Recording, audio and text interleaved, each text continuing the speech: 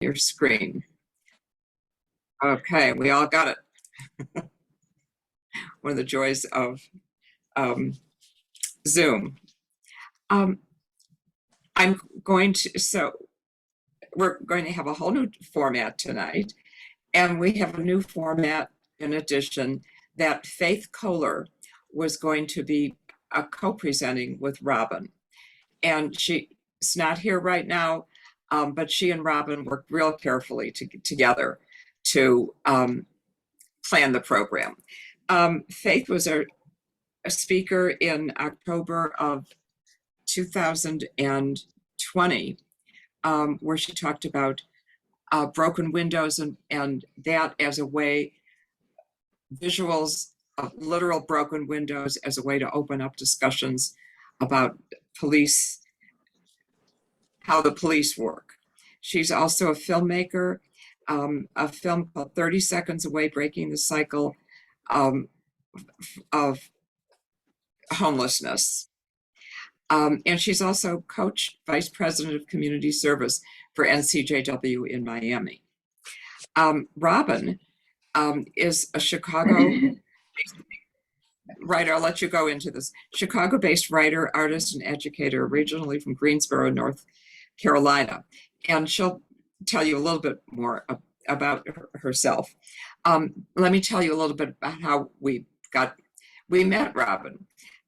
Changing Worlds is an organization in Chicago that's been in existence for 25 years to use the arts to bring out cultural and understanding of the world around them for Chicago public school children. And it's done a wonderful job now throughout the city with dance, movies, art, and a whole variety of things. It's a wonderful program. And Kate Berkson, who I think will be joining us, is the one who hooked me up with through Joanna Vina, I think who it was. So I'm going to turn this over to Robin, who will explain what we're going to be doing from here. So Robin. Amazing. Hi, everybody. Thank you so much for the intro, Beth. And I'm going to let others keep admitting folks as we move along. Yeah, I'll keep admitting folks. Awesome. So can everybody just confirm if you can see my screen okay? A thumbs up if your camera's on. Great. Awesome. Thank you. Wonderful. Well, yes, it's so lovely to meet everybody. I know we can't all have our screens on at the same time sometimes, and I know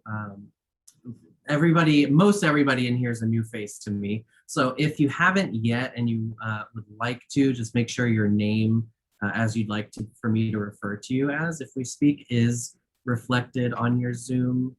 You should be able to hover over your little tile and see the ellipses, the dot, dot, dot in the corner. And if you click that, you should see an option to rename, just in case that's something you'd like to do. But I'm so excited to be here. It has been such a pleasure to work with Faith Kohler and Beth as well over these past few weeks to get ready for tonight. We're calling our spotlight When Art Speaks, People Act. Art says advocacy, take action on social justice issues. Beth already gave a bit of an introduction on me. My name is Robin Reed Drake. I use they, them pronouns as well as she, her. Anything will do as long as it's said with love.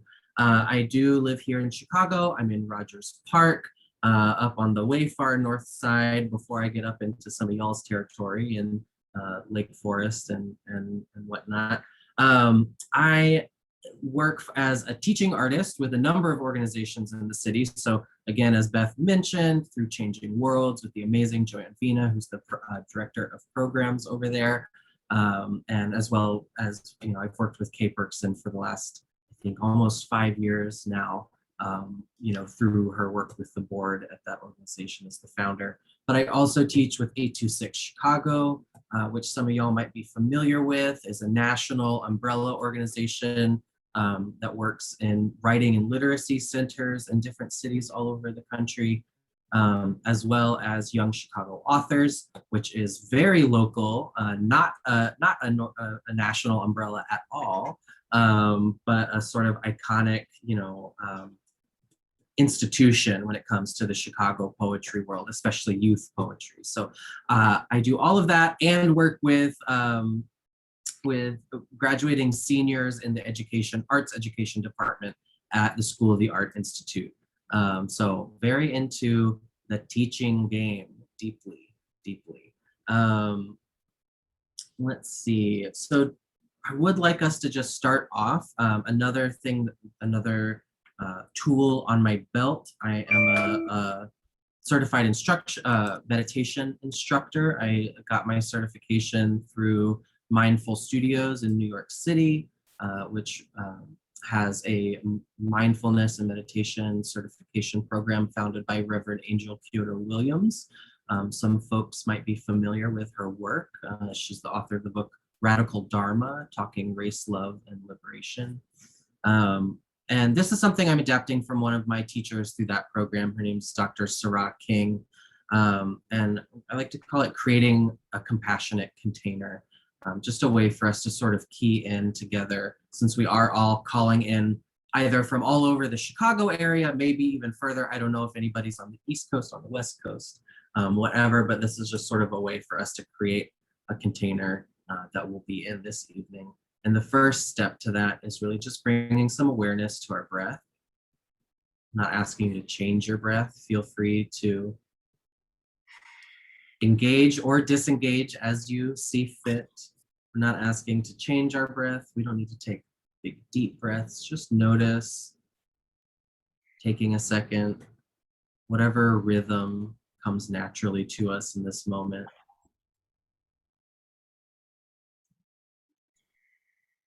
We can close our eyes if we like. We can turn off our cameras if we like. We're just bringing our focus inward a little bit.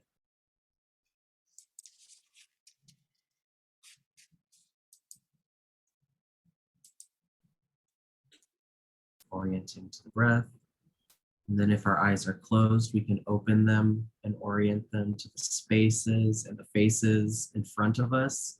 So looking around our own space, noticing where exactly physically we're located, what we've chosen or maybe haven't chosen, but just so happen to be surrounded by.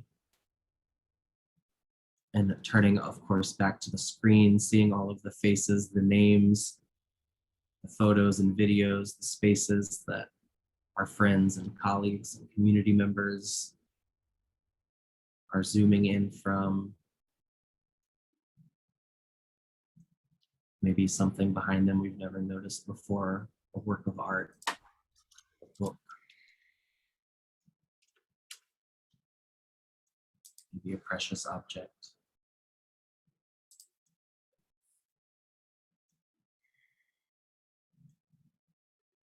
And after we've kind of scanned the room that we're in, the rooms that our Zoom mates are in, we'll sort of just take a moment to really firmly ground ourselves. That could mean if we're sitting up and we want to put our feet flat on the ground, we could do that. If we're sat not in a chair, but in something else, or maybe we're horizontal, we'll just notice the points of contact. Where's our body touching the earth? Where is gravity pulling us down?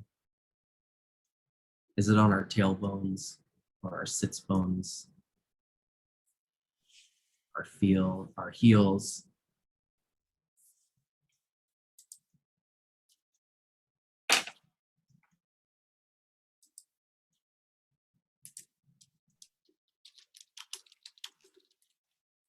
And this next one. Awesome. Thank you so much, Jessica. We'll notice as needs and questions arise, we can throw them in the chat box. Jessica is here helping us, making sure Zoom moves smoothly for us. So this last grounding or container building activity I want us to do It's a little funny. It's just humming. We're gonna hum. So I will ask everybody in just a moment, not yet, but in just a moment, to turn on your microphone if possible. Humming, of course, right? We understand we're making our vocal folds vibrate, quiver a little bit inside ourselves without actually using our mouths, our tongues, our throats to form words. Part of this practice of somatic abolitionism we'll be talking about tonight, it has a lot to do with the biology of our nervous systems, and specifically our vagus nerve, which is sort of a main highway from our brain to the rest of our nervous system. It's the main part of our nervous system that controls our fight or flight reflexes, which of course we know has lots to do with politics, with justice and injustice. And when we hum, we're actually giving that piece of our nervous system a little bit of a massage, kind of opening it up maybe to a creative process that we're about to engage in. So on the count of 3, I would absolutely love it if everybody who's able and wants to turn on your mic, and we're all just gonna hum together for 1 full breath, all right? It can be any note, any pitch, any volume, that's up to you. But we're just gonna feel these vibrations massaging our vagus nerves, helping open us up. They're gonna come through our computer, they're gonna fill the space around us, or if you're wearing headphones like me, they'll fill the space inside of us. And on the count of 3, take a sec to find the mute button, mute and unmute button. On the count of 3, we're all gonna start humming. And so you can go ahead and unmute yourself if you're able. We'll hum in 1, 2, 3.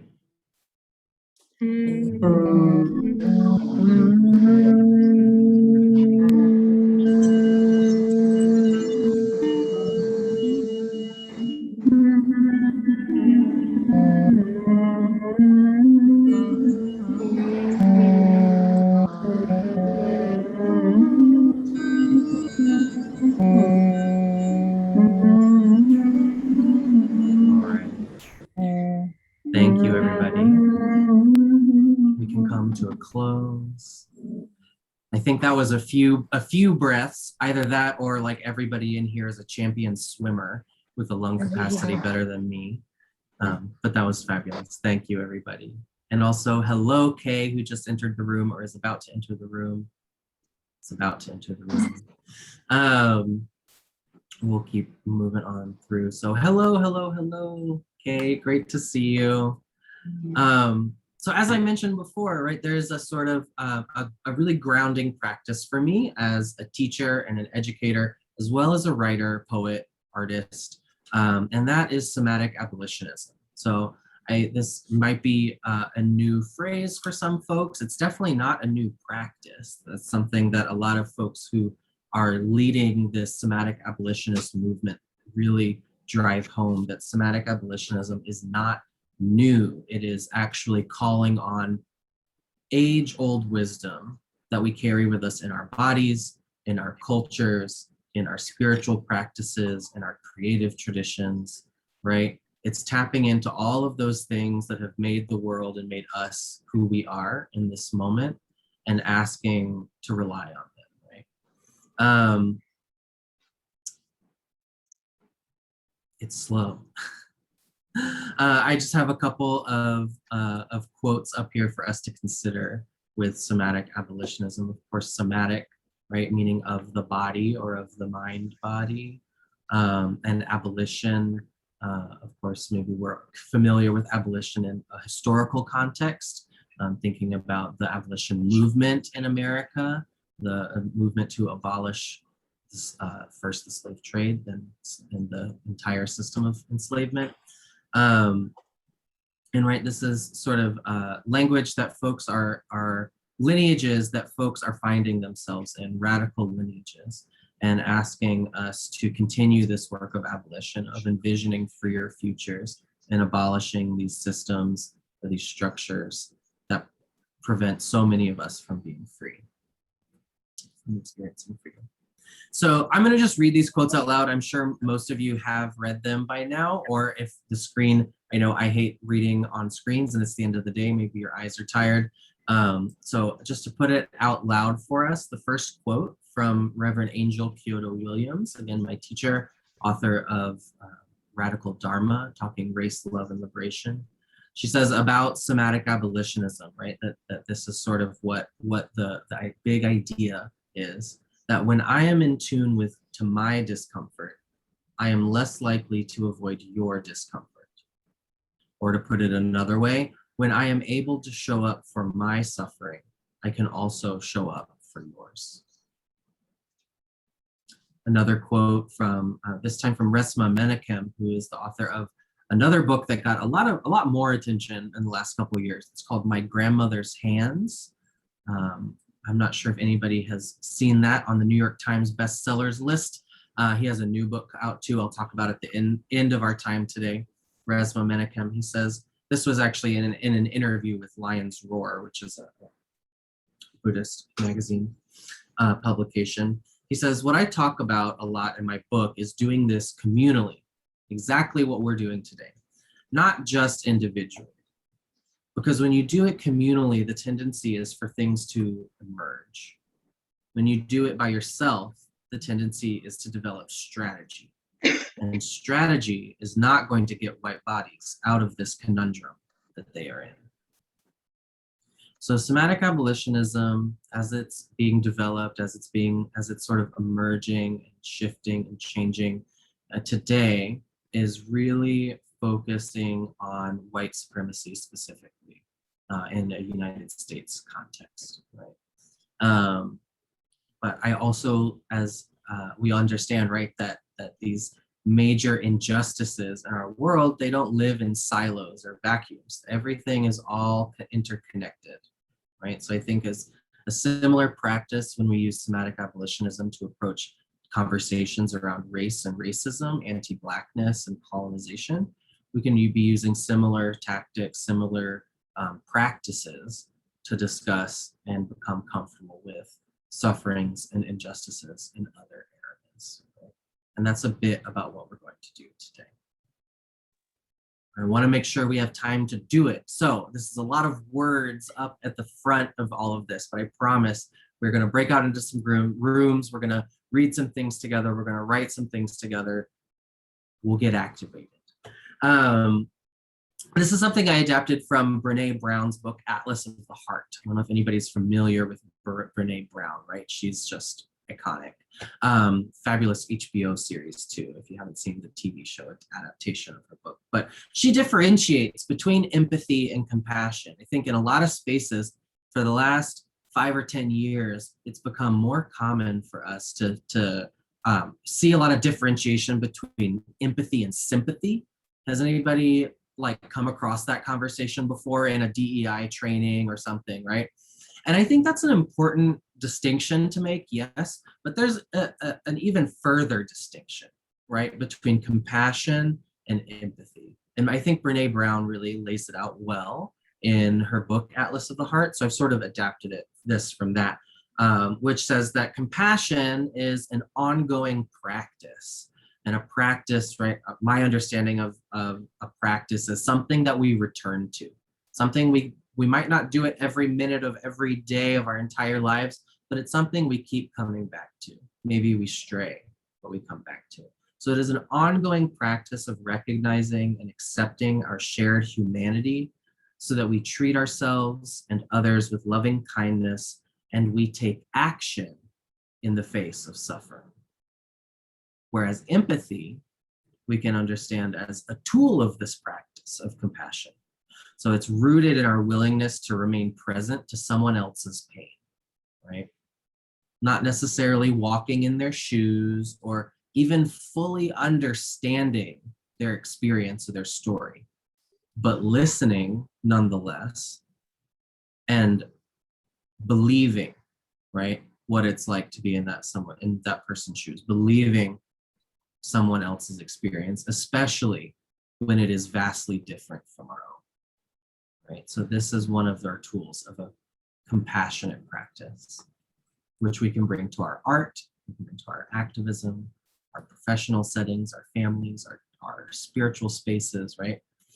And this is sort of another big phrase, but another framing for this sort of practice, another way to approach it, right? So I know sometimes when we talk about this, if you are not so new age inclined or really get turned off by the woo-woo of it all, some folks really like to be grounded in that more like, right, research, scientific based approach to discussing these subjects. And luckily, there is one that we can ground ourselves in, right? So this field is called interpersonal neurobiology. And it really started to be developed by Dr. Dan Siegel, who maybe if anybody is invested or interested in mindfulness practices, Dan Siegel is like the, godfather of mindfulness, of like modern day American mindfulness, at least, and a number of other, neurobiologists, social researchers, and scientists have continued to develop this field of interpersonal neurobiology. Thank you, Beth. I saw your message. So this is another way we can approach this, right? So when your friends say, that's a bunch of hoo-ha, you can say, actually, we can go to some peer-reviewed articles and think about this as well.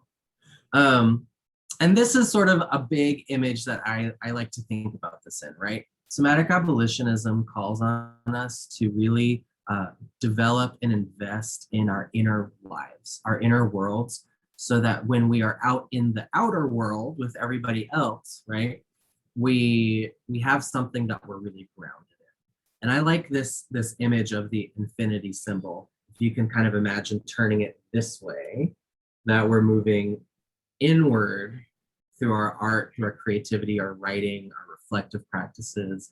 Maybe that's prayer, maybe that's meditation, right? Maybe that's journaling at the end of a long day. But we turn to our inner practices so that we can go back out into the world and better meet others where they're at, right? Because we might have a stronger or a deeper, more rooted understanding of where we're coming from as well. And that this somatic abolitionism, when I talk about that's that interesting little meeting point, right? Understanding that we have a commitment. We can't have one without the other. We don't need to live in one 100% of the time, because we're always going to be called back to the other, whether we like it or not. So let's do the do. We're going to read a poem. It's one of my favorite poems by one of my favorite poets. His name's Cameron Awkward Rich. And the poem is called A Cento Between the Ending and the End. Just like a show of hands without explaining what it is. Does anybody know what a cento is? Or a cento or a pento? It's a type of poem. It's a type of granite. Oh, fascinating. Did you not know that? I did not know that, no. All right. And I'm assuming it has something to do with 100. Oh, that would make sense. Century. Absolutely. Absolutely. Yes. Yes. So in this case, it's a poetic form, and we're going to get more into what exactly that form is after we experience the poem. So I am going to paste this link into the chat box. So if anybody is on a device and you would like to follow along on your own screen, you are more than welcome to do that. You can also just save it in your tabs for later, email it to your partner,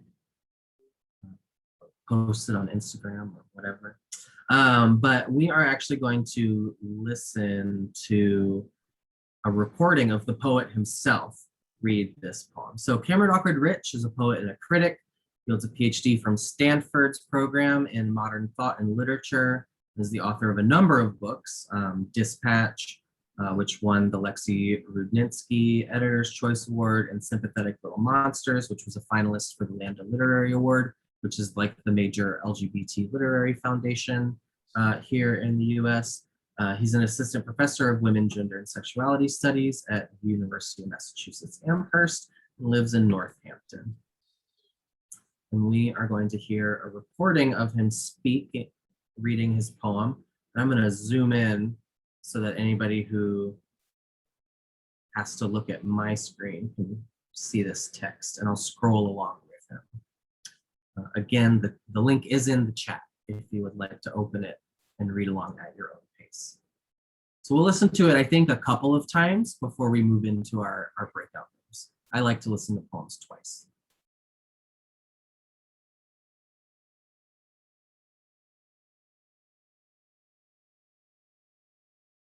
Could everybody hear that? No, okay. Let's screen share again, this time optimizing for sound.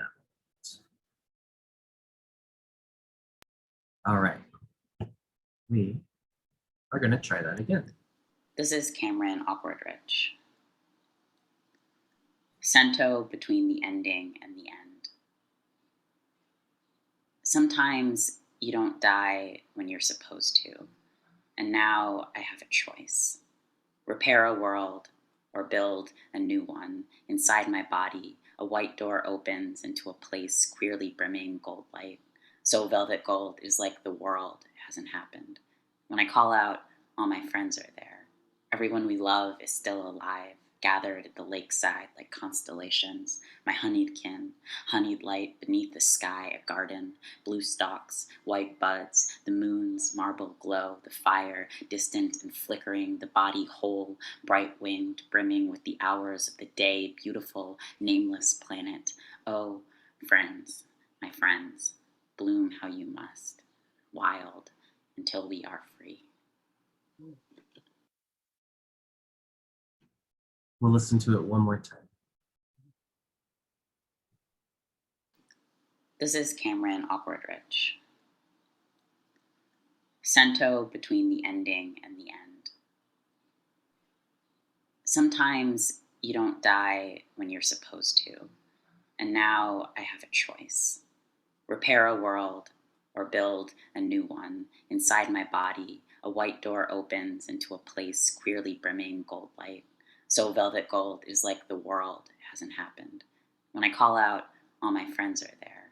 Everyone we love is still alive, gathered at the lakeside like constellations. My honeyed kin, honeyed light beneath the sky, a garden, blue stalks, white buds, the moon's marble glow, the fire, distant and flickering, the body whole, bright-winged, brimming with the hours of the day, beautiful, nameless planet. Oh, friends, my friends, bloom how you must, wild, until we are free.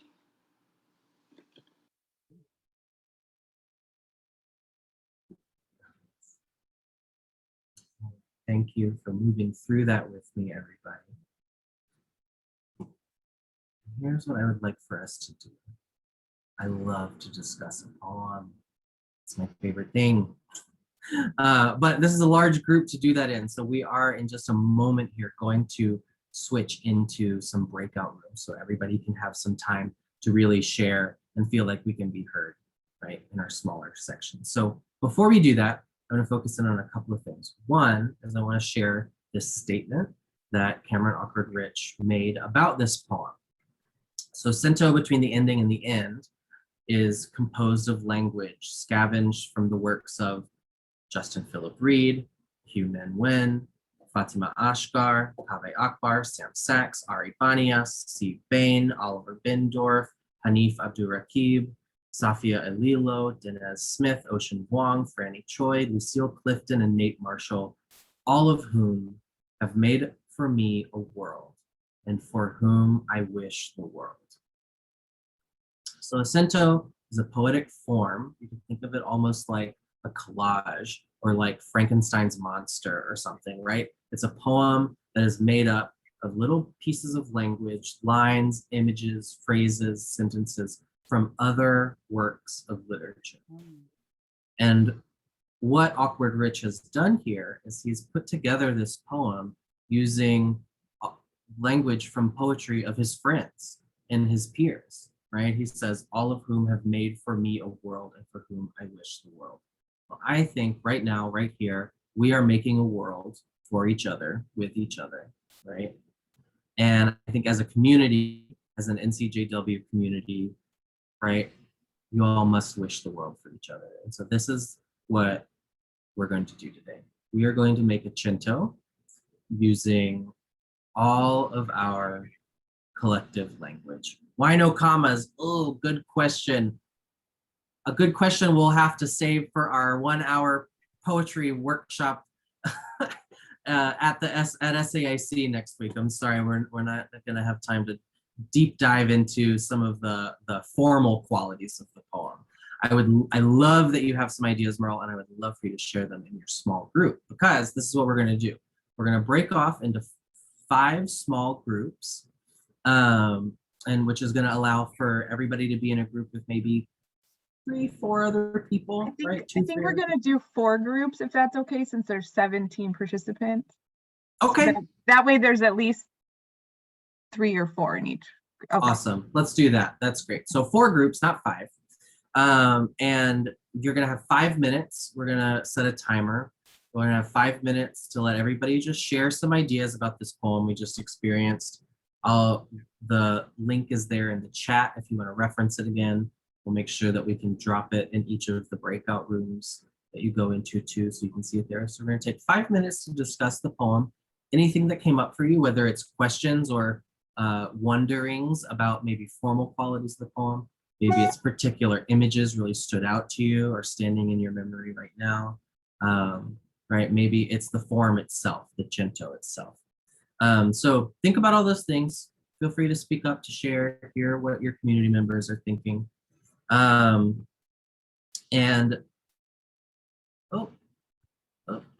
we're missing a slide, sorry.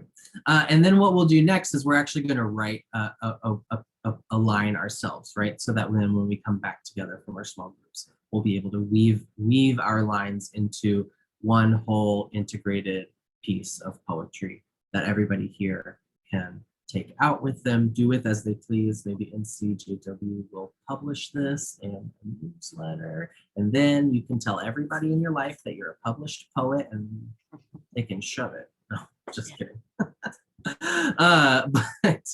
But you will be able to say you're a poet, right? A co-writer on something. So what we've decided to do is to sort of break up our 4 groups in subject matter, right? So I in working with, here we go, slides were just a little out of order. So in working with Faith and Beth, I've come to learn so much about your organization and have understood that one of the really, really strong points of strength around activation, activism that NCJW does every year or every election cycle is get out the vote campaigns. And so I've got these awesome flyers here, and we're going to sort of use our breakout rooms based on these flyers. So we see 5, we're going to have 4. So one room, your justice movement topic is going to be human rights, right? Human rights writ large, equity, justice. That could be racial justice, gender justice, right? These sort of hot button social issues that all fit under this this umbrella of human rights, right? These expressions of the full spectrum of humanity that so many in this world don't want to see expressed. So that will be one group. Another group will focus on healthcare, right? And as we can see, healthcare, right? Everything is sort of integrated and interconnected, but healthcare, universal healthcare, abortion access, you can think about any number of routes into the health subject of healthcare. The third group will focus on gun control and gun violence in America. And the fourth and final group, your subject matter will be judges. Oh, we can't see the posters. I'm sorry. Can you still see my screen? Yeah, and we could see the posters. Yeah, they're great. Mm-hmm. Okay, so let's see. For some reason, I just have the circle going around and around. So I'm sorry. Oh, I'm sorry about that. But too. that's Maybe- okay. I've seen them. Okay. It's okay. Okay. All right. Well, Jessica is hard working behind the scenes to make sure you're all good. So we're gonna break off into these rooms in just a few moments. You'll see, an option appear on your screen to join a breakout room. You can click that blue button to join a breakout room. So remember, 5 minutes to discuss the poem, 5 minutes to write one line of poetry. And here's the thing, poetry can be anything. The etymological root of poetry, right? The Greek word, it's poesis. It just means the creation of something new. So I want you to approach this as open as you wish, right?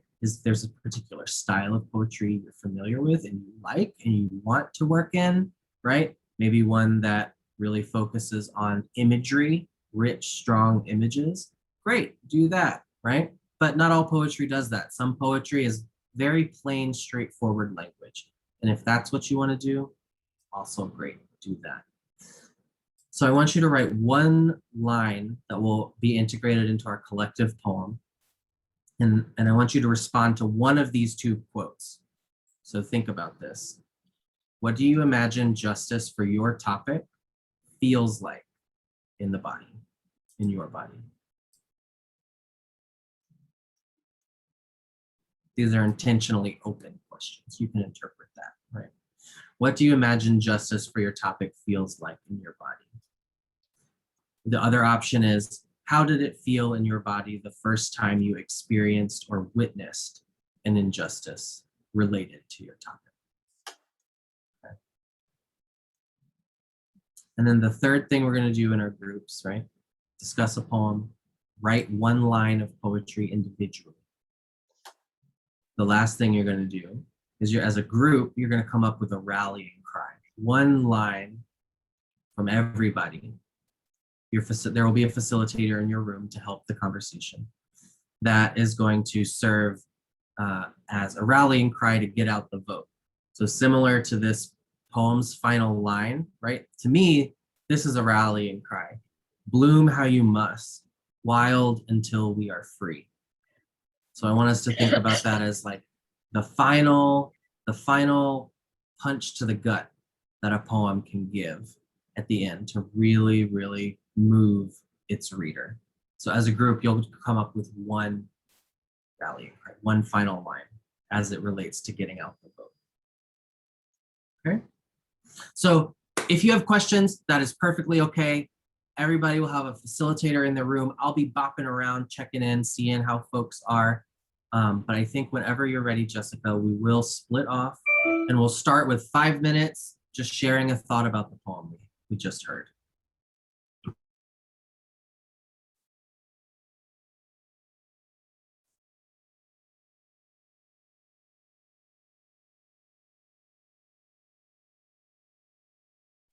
Nice. Hold on 1 second. Sorry. Are we the group or not? Hold on. You're all my friends though, so good to see you all. Hold on.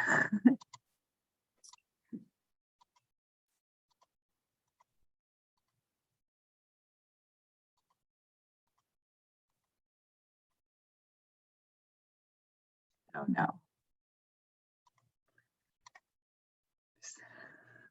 Sorry, guys. I didn't do it right. Well, Sorry. I apologize.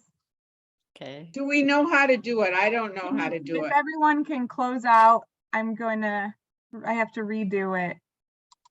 So what do you want us to do? What do you, So everybody can just chill in this room. I'm gonna go into the other rooms and make sure folks know to come back, okay? Okay, so Okay, I did something wrong. Sorry. that's okay. Technology is never easy, is it? I have no idea how to do groups, how to do this, Jessica. You're doing great. I mean, does anyone in this group know how to do it? Because then we can just Hold make them on. the host. No, I think it's because I picked too many.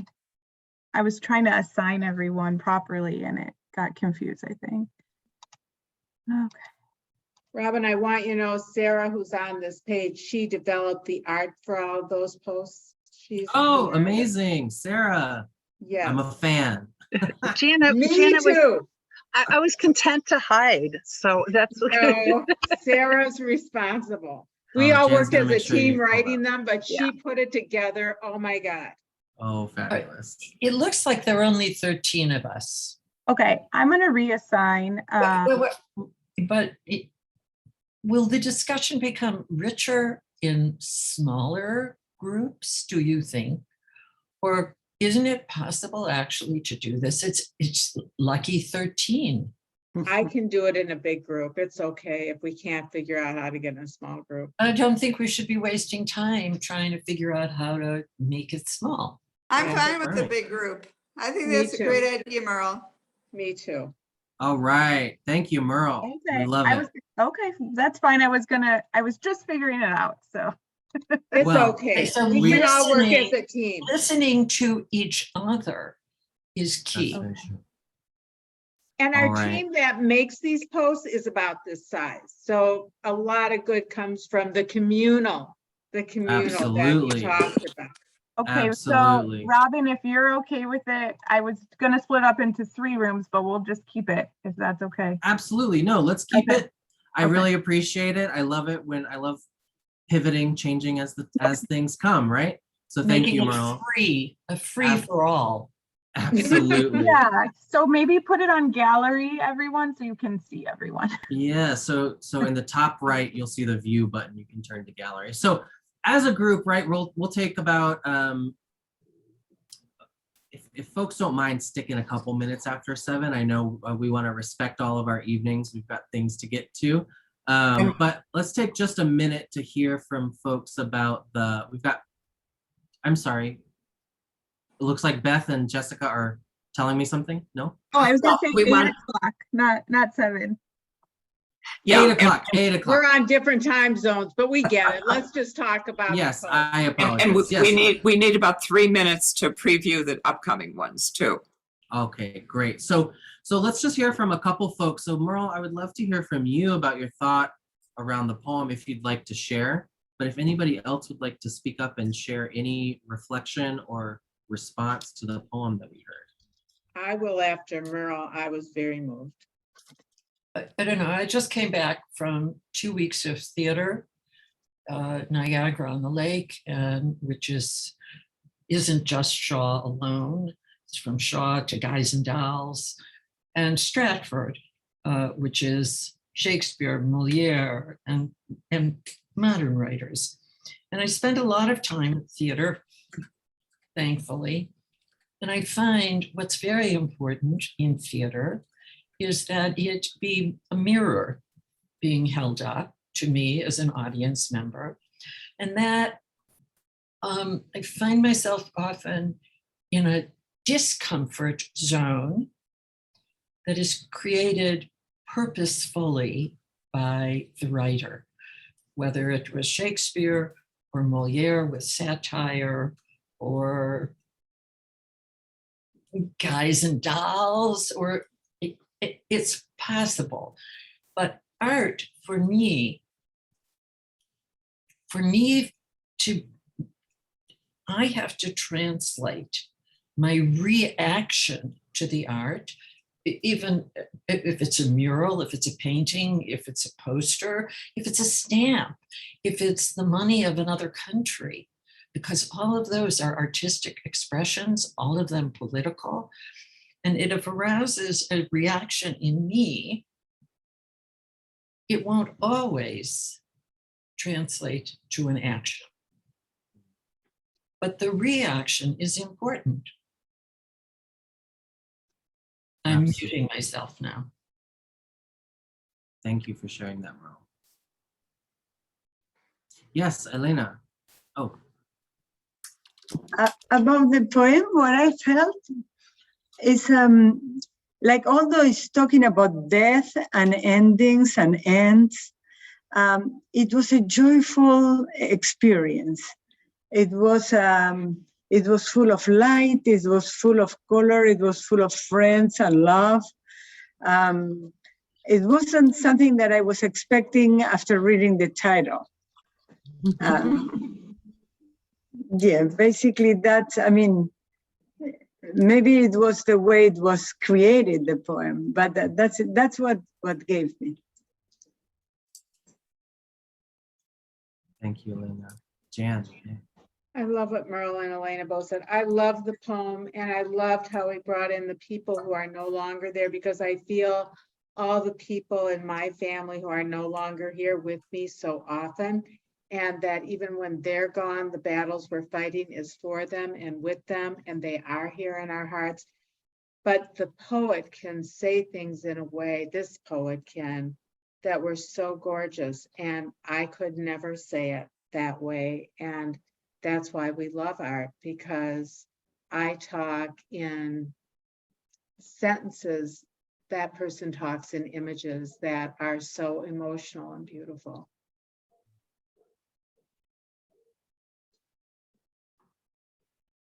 Thank you, Jan. Just a breath in case anybody else would like to speak up. I was amazed that it was a collage because it reads so coherently, and I think that speaks to the thread of humanity that runs through all of us and a sense of universality.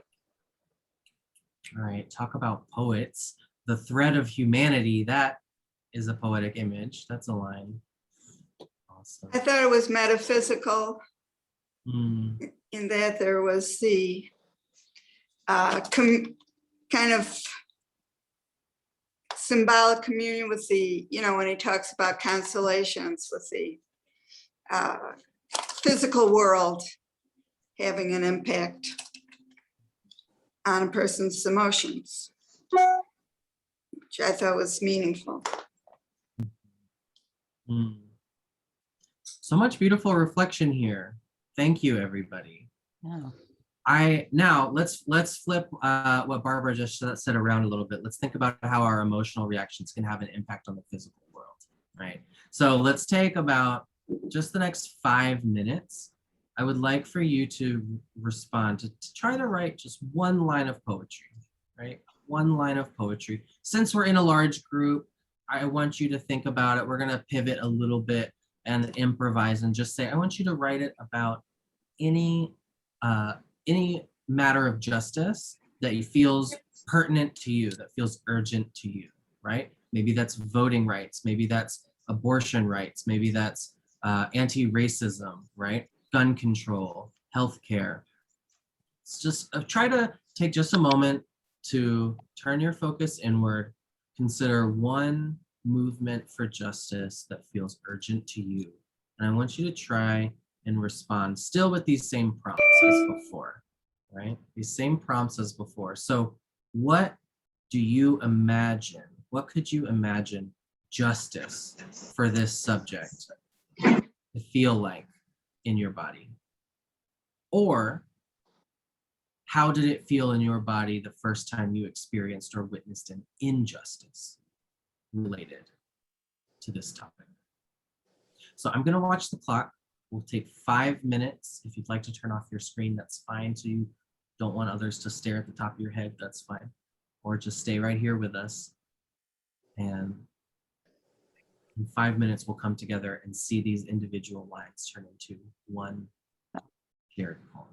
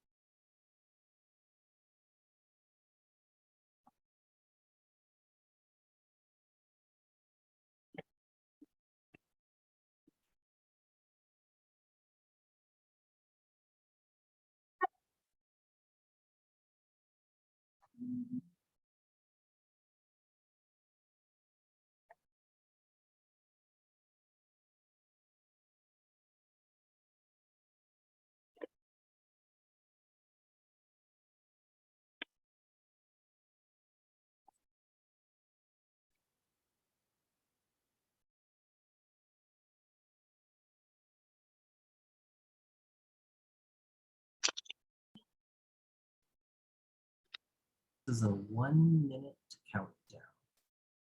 If you're working on that line, you've got a beautiful image, the perfect idea. Take 1 minute. Just trying to bring it to a place of pause, a place where it's ready to share.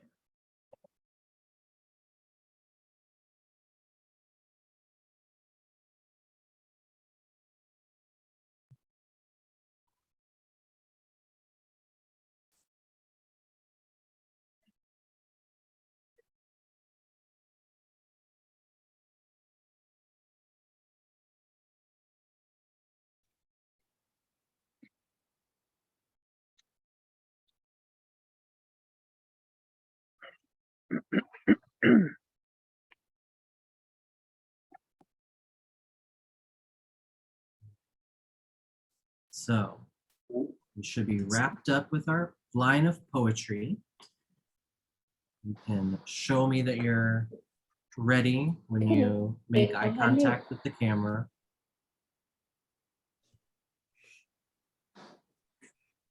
I know it's hard to pull ourselves away once we get on that creative roll. But here's what we're gonna do. Originally, my thought was we were gonna braid this together, right? We were going to take this approach, either a 5-pronged or a 3-pronged braid based on our small groups. Now we're one large group. So I would like for us to improvise a little bit more. And here's what we'll do. We are going to sort of leave it up to the fates, so to speak. And we're gonna open up our chat function on our Zoom here. And we're gonna make sure everybody has their chat window open.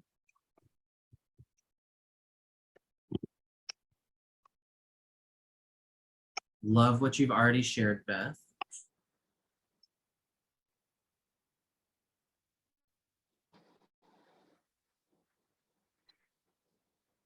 Love what you've already shared, Merle.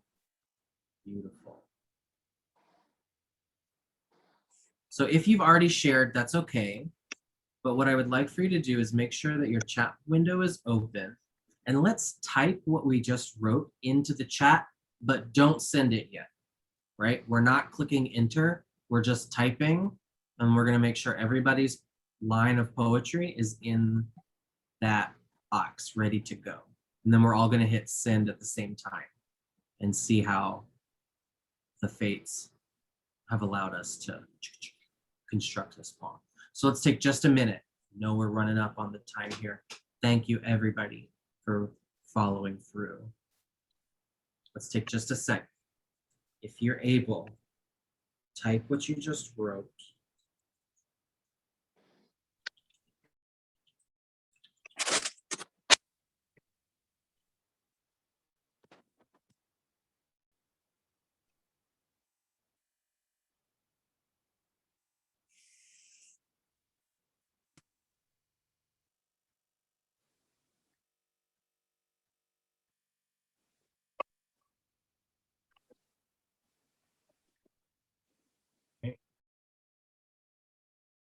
So is anybody having trouble typing what they wrote into the chat box? I see a couple hands. Yes. So Yeah. I see a few hands. So if you're having trouble typing, can you let us know what seems to be the issue? How do I? Oh, so we see. So Kay, we already saw yours. Yeah, but I'm trying to delete where I repeated something and it won't come up. I can't delete it. Oh, that's okay. So if you want, you can copy it and paste it back in the, right? So once you've already sent it into the chat, there it is. Do you want us to send it yet or not? We're not gonna. I didn't don't try not- realize I had sent it. So That's you're gonna okay. do like a fountain. Exactly. We're gonna do a fountain. We're gonna see how or a waterfall, some people call it, right?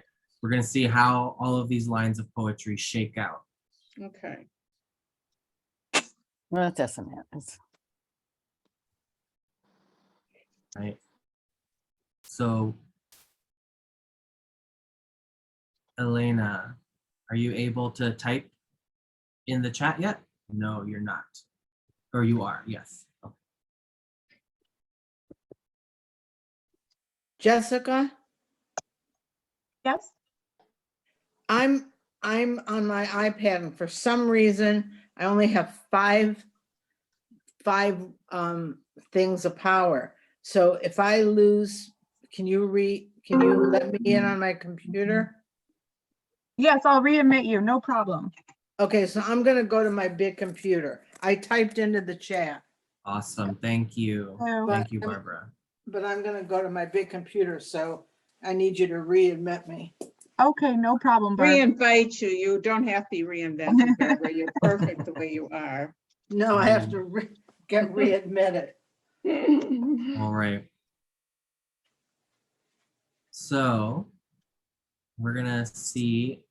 Can I see a thumbs up if your text is in the chat and ready to go, but not yet sent?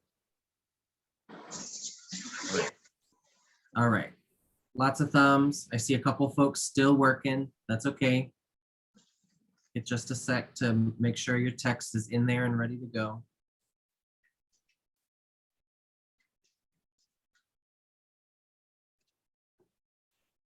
And I want to make sure Barbara can make it into the poem too.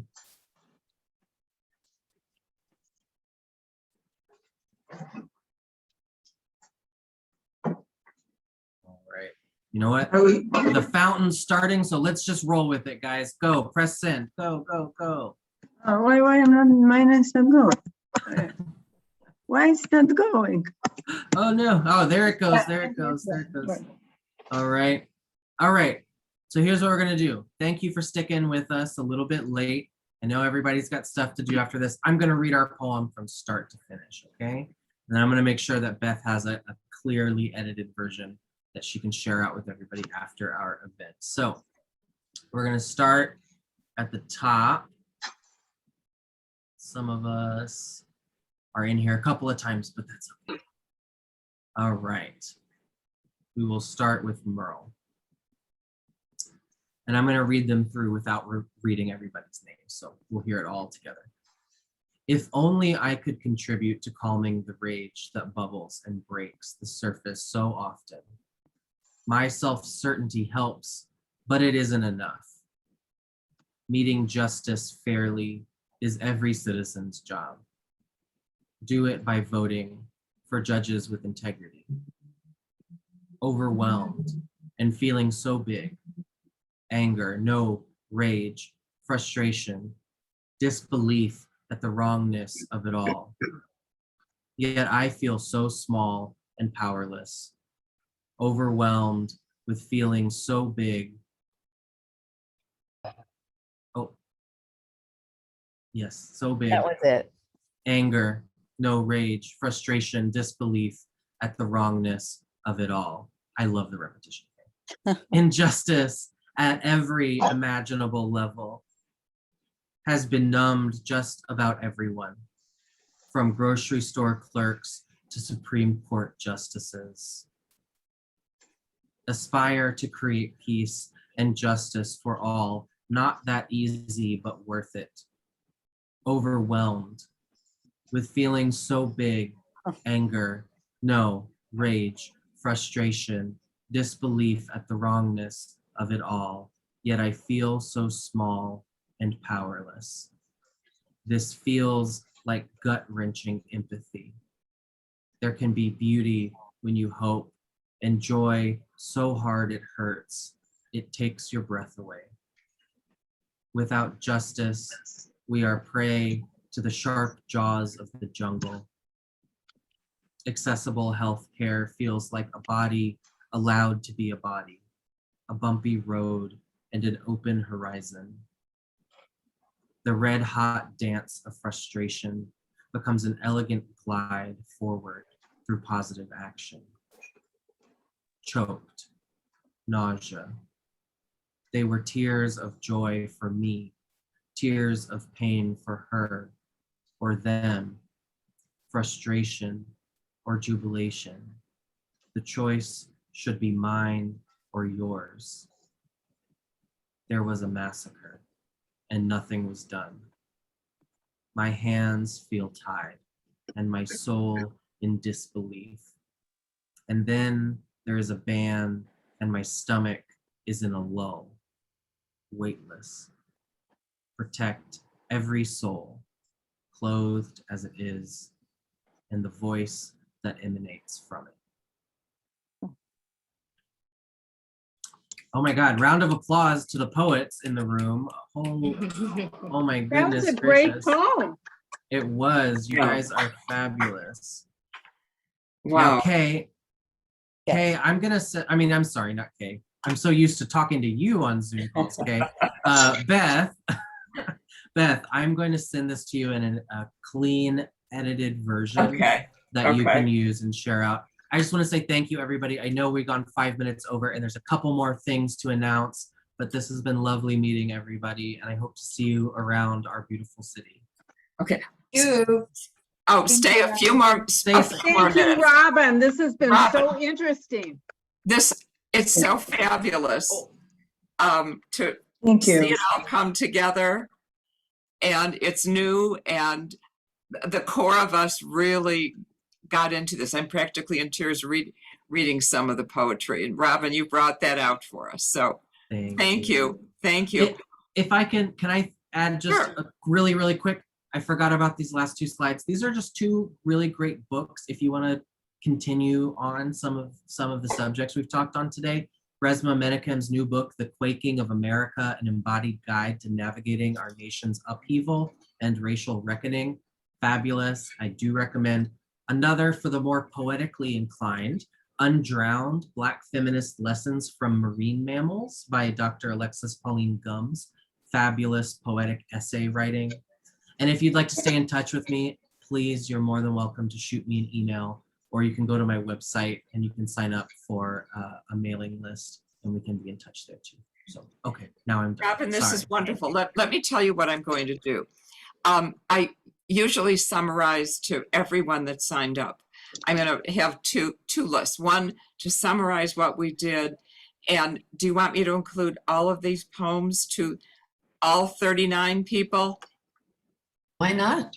Okay, Yeah, or just within our absolutely. group. Great. We'll do that. That is How they read it and how they react is a different story. right. But it will be interesting. And to see the Cento too.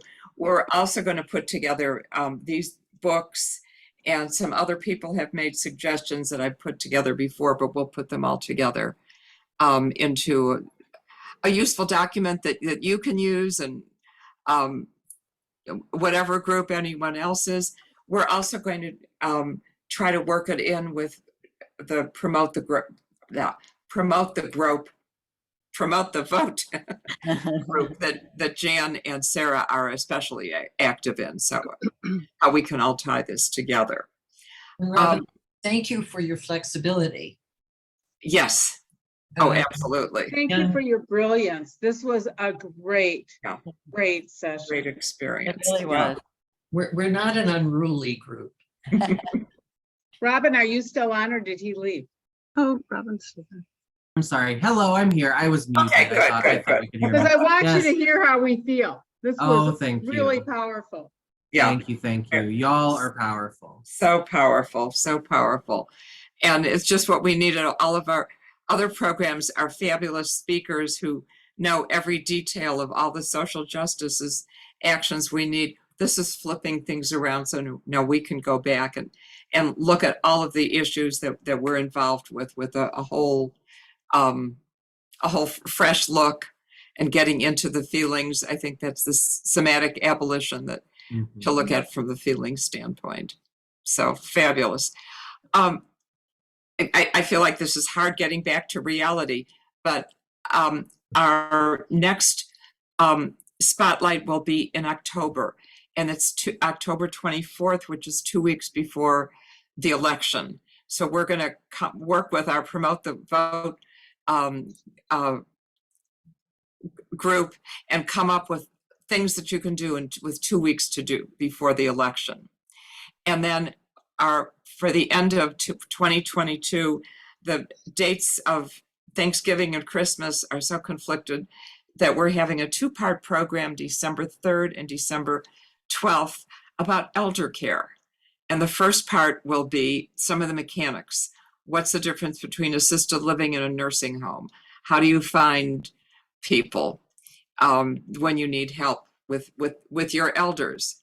And then the second part will be elders and youngers talking together, how to have the conversation. Mom, it's time for you to stop driving. How to do it gracefully. So keep your eye out for all those different dates. So I don't know what else to say, but thank you, Robin. This was wonderful. Thank you. And I just realized I'm still sharing my screen. Sorry to have my screen up. I'm getting our poem. Thank you, everybody. Have a blessed night. Thank you. Thank you. Thank you. It's been a pleasure. Thank everyone. Thanks, Beth. Yeah.